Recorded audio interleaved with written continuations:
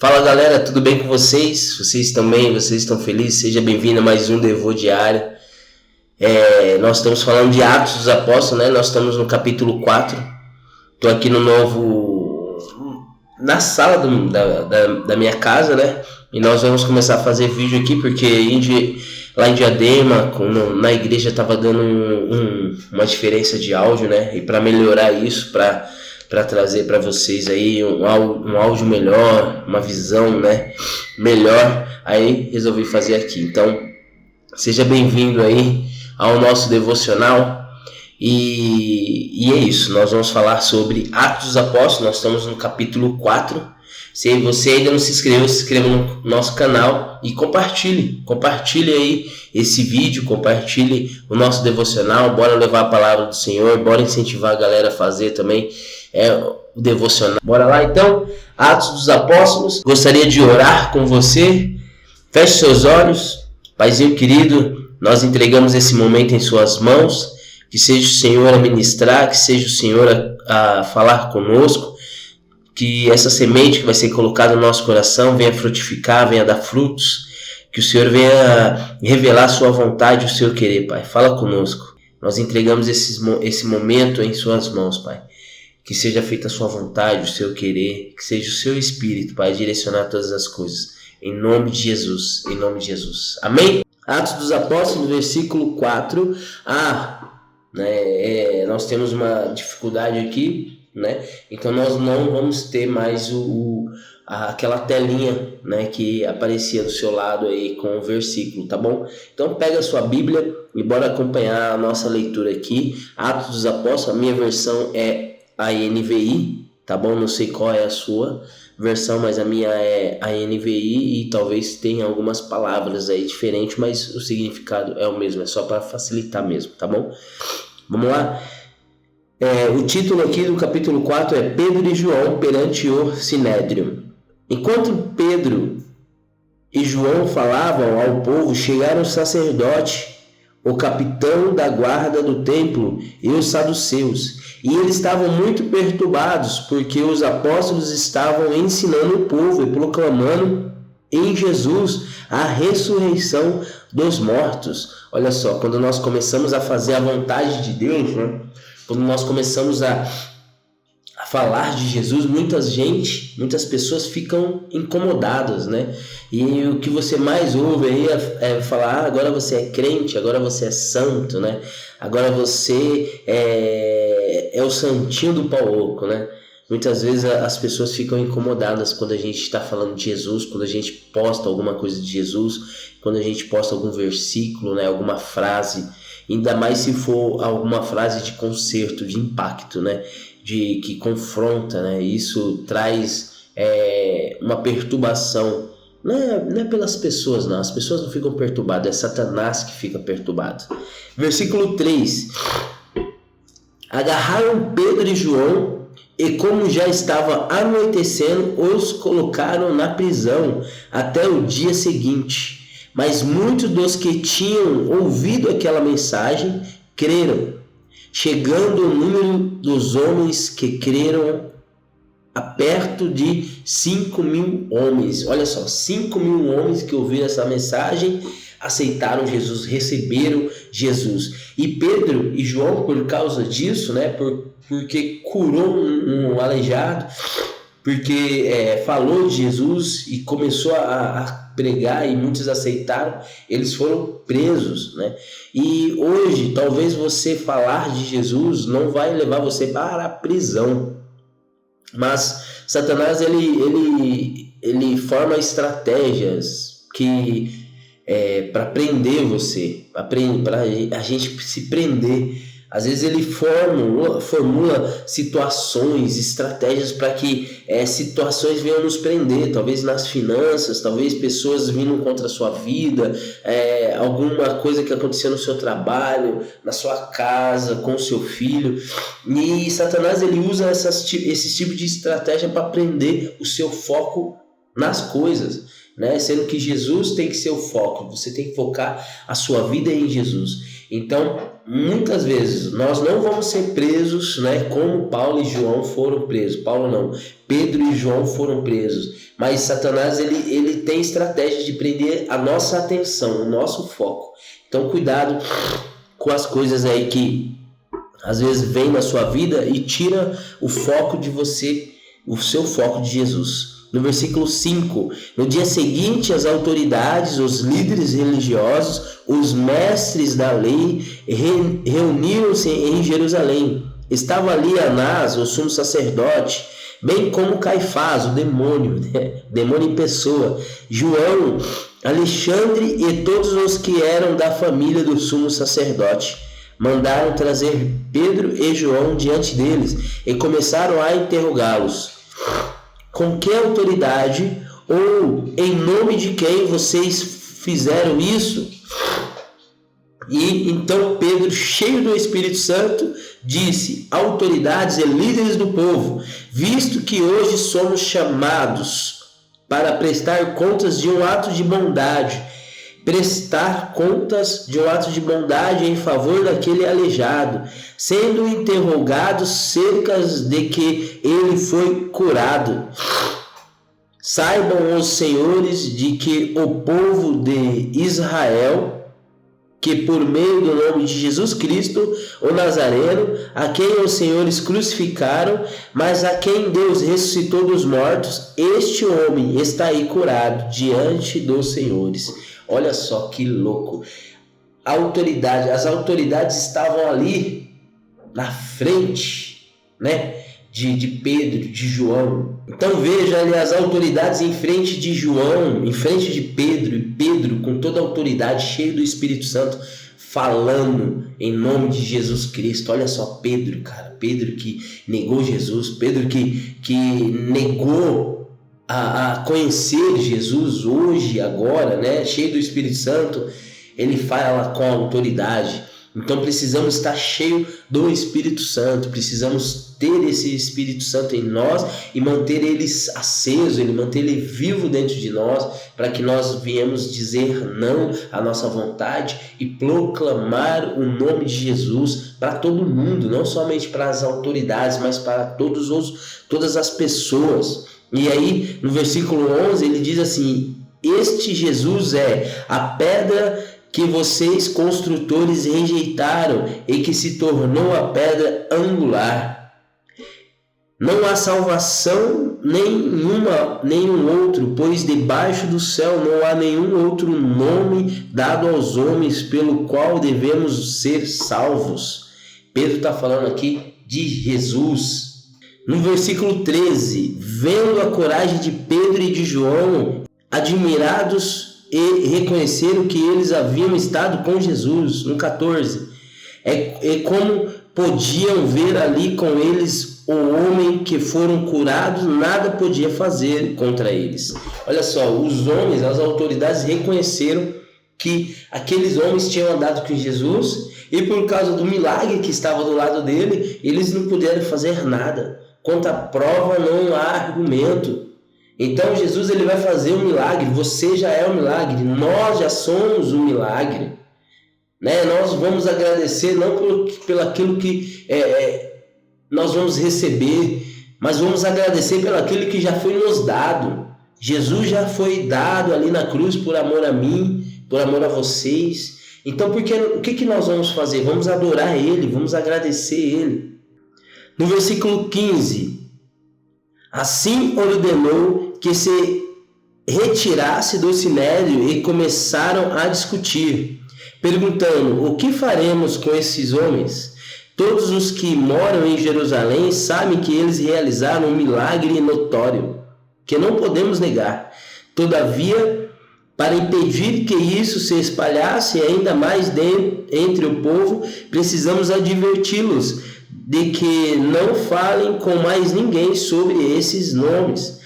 Então, chamando-os novamente, ordenou-lhes que não falassem nem ensinassem em nome de Jesus. Mas Pedro e João responderam: julguem os senhores mesmos se é justo aos olhos de Deus obedecer aos senhores e não a Deus, pois não podemos deixar de falar do que vimos e ouvimos. Olha só, Pedro aqui falando: eu não vou obedecer vocês, Eu não vou obedecer vocês, eu vou obedecer a Deus, e Deus quer que eu fale de Jesus, e eu não vou parar de falar de Jesus. Ele já foi assim na lata, cheio de autoridade, cheio do Espírito Santo. Eu não vou parar de falar de Jesus, cara, não adianta. Eu não vou parar de falar de Jesus. Ele se negou a parar de falar de Jesus, cara. Ele não aderiu às propostas de Satanás. Pare de falar. Não vou parar. Pode vir, pode falar o que você quiser, pode me ameaçar, pode querer aí dar a bênção para mim, mas eu não vou trocar minha santidade, eu não vou trocar minha identidade. Pedro e João cheios do Espírito Santo, cara. No versículo 21, depois de mais ameaças, ele os deixaram ir. Não tinha como castigá-lo, no versículo 21, porque todo o povo estava louvando a Deus pelo que acontecera. No 22, pois o homem que fora curado milagrosamente tinha mais de 40 anos de idade. Um milagre, cara, é você, o milagre sou eu, um milagre de Jesus. Se você está ouvindo isso, você é um milagre de Jesus. Não tem prova maior disso. Olha quem era você, olha o que Deus fez agora com a sua vida. Então você é um milagre do Senhor. Então pode falar o que for de você, pode, eu tô nem aí, eu tô aí, eu tô preocupado do que Deus está pensando de mim, qual é a vontade dele, o que ele quer que eu faça. É isso que nós devemos nos preocupar. Aí no versículo 23, começa já um título novo, né? A oração dos primeiros cristãos. Olha só no versículo 23. Quando foram soltos, Pedro e João voltaram para os seus companheiros e contaram tudo o que o chefe do sacerdote e os líderes religiosos lhes tinham dito. Ouvindo isso, levantaram junto a voz de Deus, dizendo: ó soberano, tu fizeste o céu, a terra, o mar e tudo o que nele há. Tu falaste pelo Espírito Santo por boca do teu servo, nosso pai, Davi. Porque se enfurecem as nações e os povos conspiram em vão, os reis da terra se levantam e os governantes se reúnem contra o Senhor e contra o seu ungido. Pedro e João chegaram e contaram as ameaças das autoridades contra eles e contra todos aqueles que estavam falando e estavam proclamando Jesus Cristo, estavam falando de Jesus e ensinando as doutrinas de Jesus. Então João e Pedro aqui contaram todas as ameaças daquelas autoridades, né? Quem falar de Jesus vai morrer. E eles foram lá, eles não ficaram chorando, eles não ficaram ali murmurando: Senhor, eu estou fazendo a sua vontade, olha o que está acontecendo. Ele falou o quê? Eles foram orar.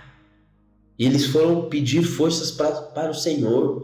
Eles foram buscar a solução para aquele que pode fazer todas as coisas, que é Deus. E olha só no versículo 27. De fato, Herodes e Pôncio Pilatos reuniram-se com os gentios e com o povo de Israel dessa cidade, para conspirar contra o seu santo servo Jesus, a quem ungiste. Fizeram o que o teu poder e a tua vontade havia dito.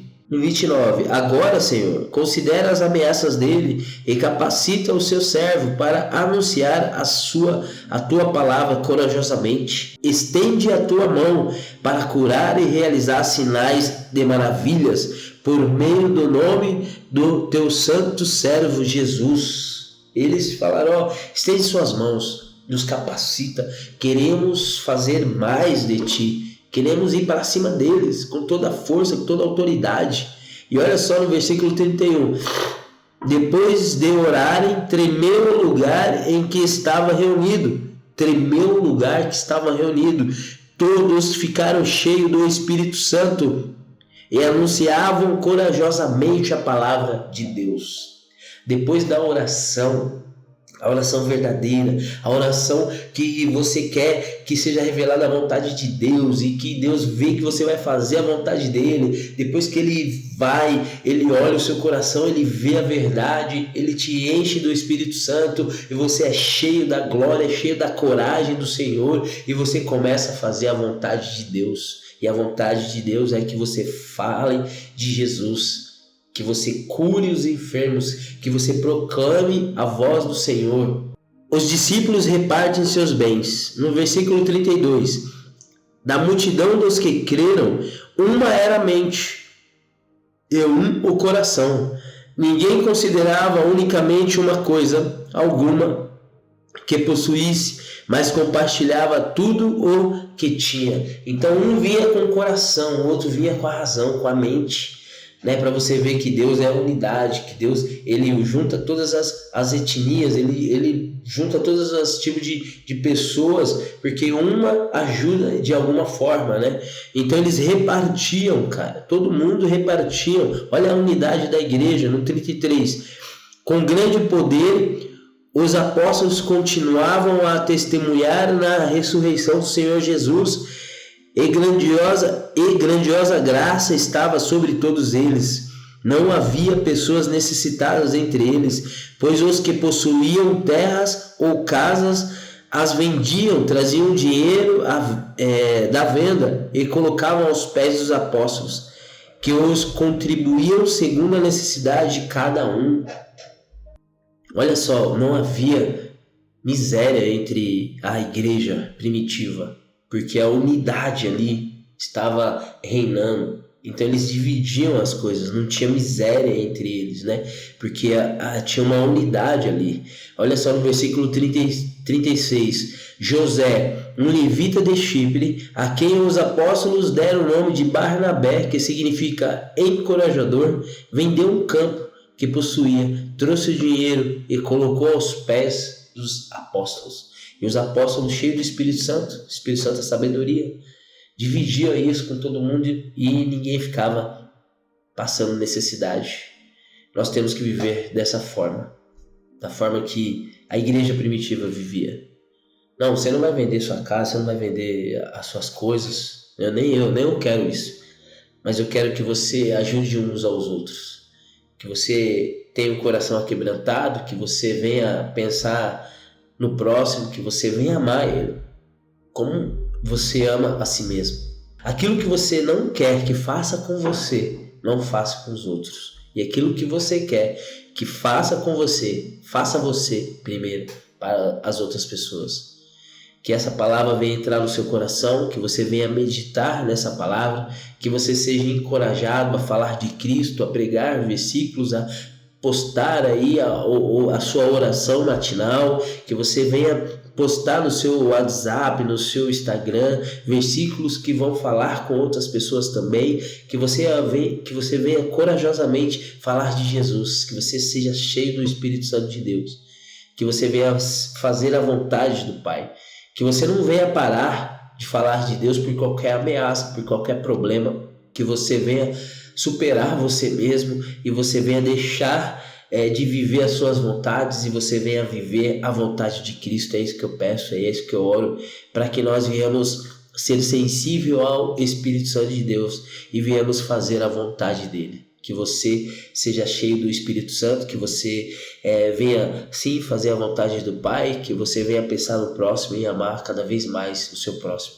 Em nome de Jesus. Paizinho querido, nós entregamos esse momento de oração, esse momento de busca, esse momento de intimidade, que seja feita a sua vontade, que seja feito o seu querer, que o Senhor venha sobressair nas nossas vidas, que nós venhamos ser sensíveis à voz do Espírito Santo, que quando tiver algum problema, alguma ameaça, algo, Senhor Pai, para tirar o foco de Ti que vem sobre nós, para tirar situações que vêm sobre nós, para tirar o foco do Senhor, que nós venhamos orar a Ti, que nós venhamos, Paizinho, eu queria te pedir forças para o Senhor, e o Senhor venha derramar o Seu Espírito, e nós venhamos continuar fazendo aquilo que foi determinado pelo Senhor, Pai. Que nós venhamos viver a Sua vontade, em nome de Jesus, que nós venhamos viver em unidade, que nós venhamos crescer, que nós venhamos alcançar a maturidade, o status de homem, Pai. Homens de Deus, que fazem a Sua vontade, que fazem o Seu querer. Que seja feito a Sua vontade, o Seu querer na vida de cada um de nós. Que Deus abençoe você, que Deus abençoe sua vida, sua família, e Deus faça prosperar tudo aquilo que você colocar às suas mãos. Tudo aquilo que você fizer, em nome de Jesus, vai prosperar. Deus te guarde e te livre de todo mal. Em nome de Jesus, em nome de Jesus. Amém? Deus abençoe você. Se você gostou, compartilhe. Se você não se inscreveu, se inscreva no nosso canal. Deus abençoe sua vida, Deus abençoe sua família e a paz do Senhor seja convosco. Em nome de Jesus, amém.